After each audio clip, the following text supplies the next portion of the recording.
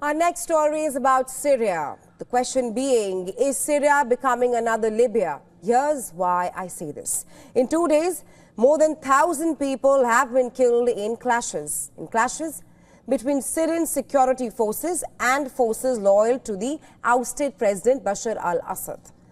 There's death, there's arson, vandalism on the streets. It is the deadliest violence that has broken out in the country since the Syrian war began 14 years ago. On Monday, Syria's new officials announced the end of the operation against loyalists of deposed President Bashar al-Assad.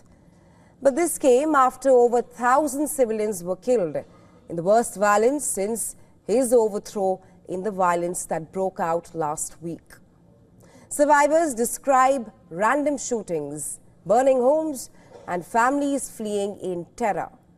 According to the Syrian Observatory for Human Rights, allied paramilitary groups aligned with the new administration in Syria have carried out retaliatory killings. The fighting flared up on Thursday last week, that's on March 6th, when pro-Assad militias attacked government forces in the coastal area of Jableh. The area is dominated by Alawites.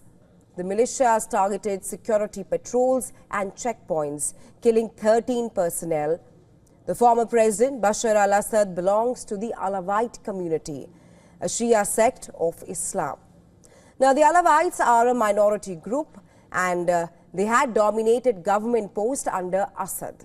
They're still loyal to him. Meanwhile, the group that has come to power after his fall, we're talking about Hayat Tahrir al-Sham, HTS, is an al-Qaeda offshoot. Alawites and other Syrian minorities, such as Christians and the Druze, fear that they will face persecution under this hardline Sunni regime.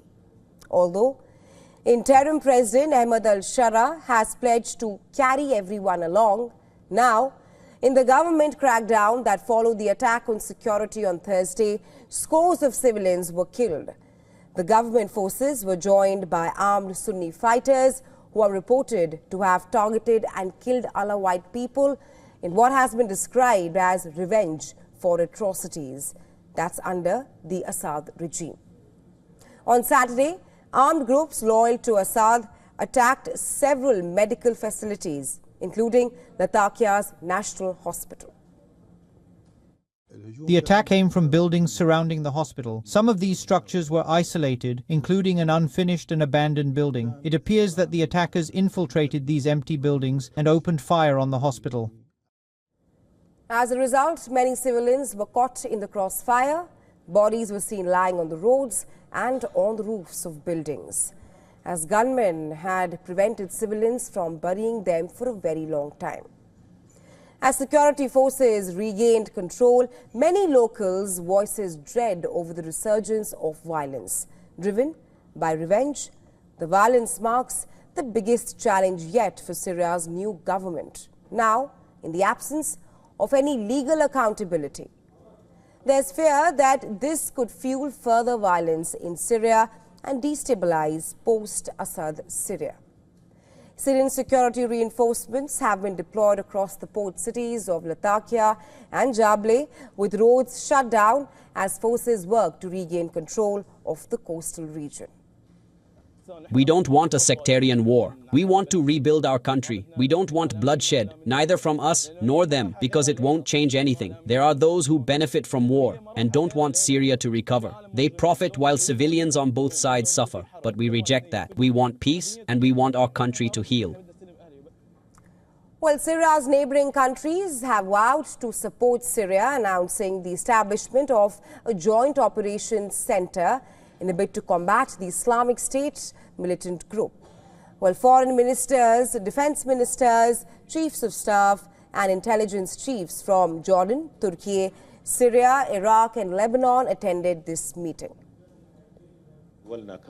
As a neighboring country to Syria, we feel directly the impact of the situation in Syria. We have the capability to support the Syrian people and the interim government in national reconstruction, maintaining Syria's security and stability, and ensuring the freedom and dignity that the Syrian people deserve.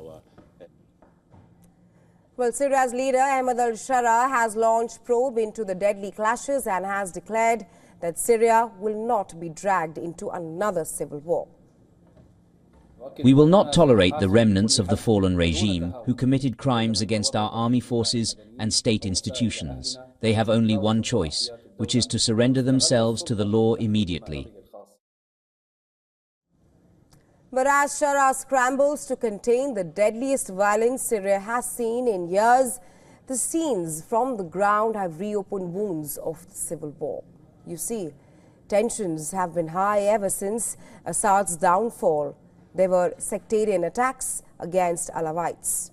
This despite promises from Syria's interim president, Ahmed al-Shara, that the country's new leaders will carve out a political future for Syria that includes and represents all its communities. But in the latest clashes, most of the dead are allegedly members of the Alawite community, the core constituency of Assad's government, and the question being, can Damascus restore calm after the clashes? It's hard to say right now.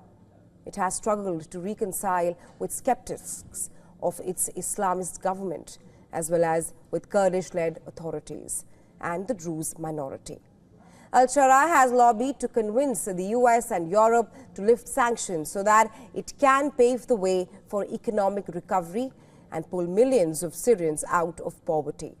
But the West is concerned that lifting sanctions before Syria transitions into an inclusive system could lead to another chapter of autocratic rule.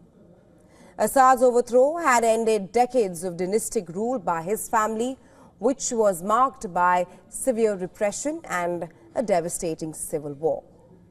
Well, we are talking about the war in which Western countries, Arab states and Turkey backed the rebels. Meanwhile, Russia and Iran backed Assad. It further became a theater for proxy conflicts among the armed factions with different loyalties and agendas. It has killed hundreds of thousands of people and displaced millions of Syrians.